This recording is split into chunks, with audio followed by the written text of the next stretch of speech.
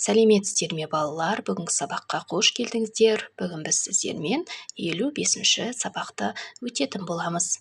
Бүгінгі сабақта балалар біз сіздермен жаңа әріппен танысамыз. Бұл әріп бізде балалар әріпі мен дыбысы.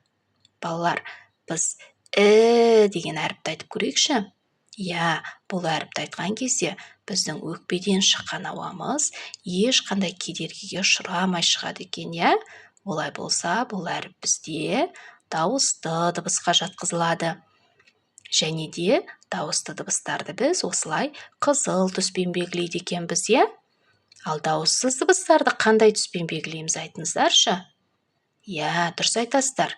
Дауыссыз дыбыстарды біз көк түспен белгілейміз, Есімізде сақтап алайық.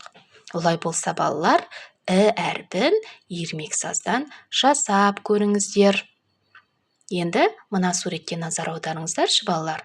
Бұл суретте Ізет інісімен санамақ ойынын ойнап тұр екен, Ізет інісімен санамақ ойынын ойнады. Ізет 1 білім деді. Ал інісі 2 елім деді. Балалар санамақты ұйқасқа құрды. Санамақ мазмұнды шықты. Олай болса, балалар, Ізет, іні деген сөздерде әріптері келеді екен, Іні сөзінде, балалар, 2 буын бар екен, Яғни бұл жерде 2 дауысты дыбыс бар деген сөз. Енді, балалар, кітабымыздың келесі тапсырмасына назар аударыңыздаршы.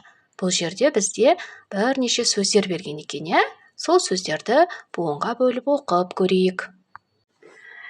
Олай болса, балалар, сөздерді буынға бөліп бірге оқып көрейік, Іл, біл, ін, іні, ілім, білім, кілем, ілмек.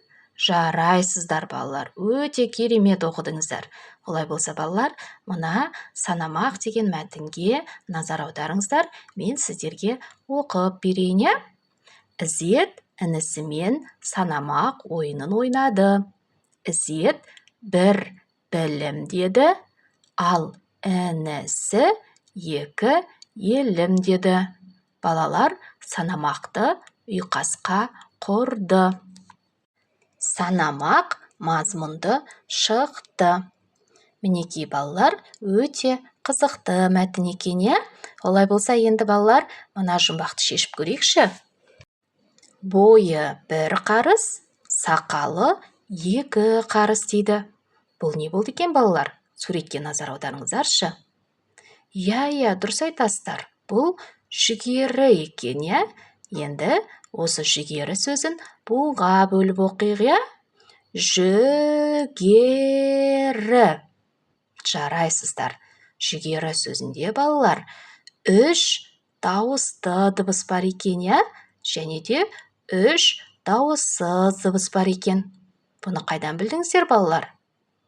Бұл жерде 3 қызыл түс берген, және де 3 көк түс берген, Осыған қарай отырып, біз дауысты және де дауыссыз дыбыстарды ажыратады екенбіз, Олай болса, балалар, бүгінгі сабағымыз осымен аяқталды. Келесі жаңа сабақта кездескенше сау саламатта болыңыздар.